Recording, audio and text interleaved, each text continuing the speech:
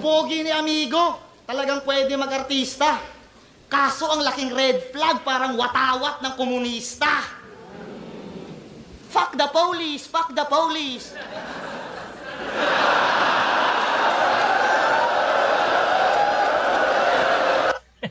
Pinaki talaga yung polis eh. May polis pala dyan, no? Tapos pinaki yung bedroom.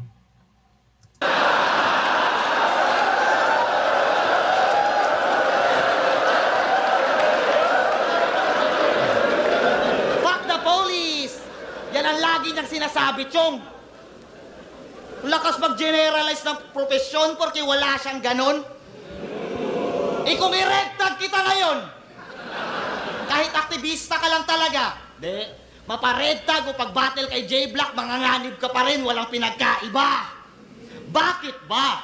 Takot na takot ma-red tag tong batang to. Inong panahon ni Duterte, panay adik o tulak, pinaparatang mo. Mas dapat ka na matakot, bro. Kasi ako nakalaban mo. Ayaw mo ng red tag, eto. White tag, lagay natin sa paanan mo. Anaibot lang sa til, sa patay ba?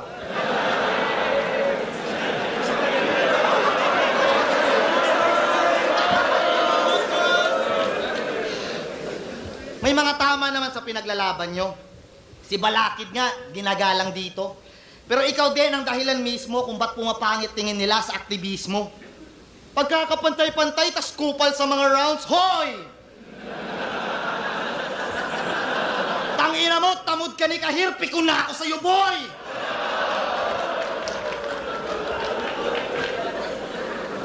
Kung kayo may NTFL ka, kami may PIDEA. At kaya ka delikado, Repa, kasi pareho mo yung problema. Minaman-manan ako kasi kinalaban ko yung gobyerno, legit. Ulul, asset lang yun, di ka pa daw kasi nagre-remit. Sa flip-top ka magsusulong ng aktivismo? Mga kupal yung taong andito? May mga rapper na nanghihipo, may gangster at may bisyo. Si Enigma nga, in check. At pinagkakakitaan ka niya mismo. Ngayon, anong pakiramdam na na-realize mong pinapalamon ka ng kapitalismo?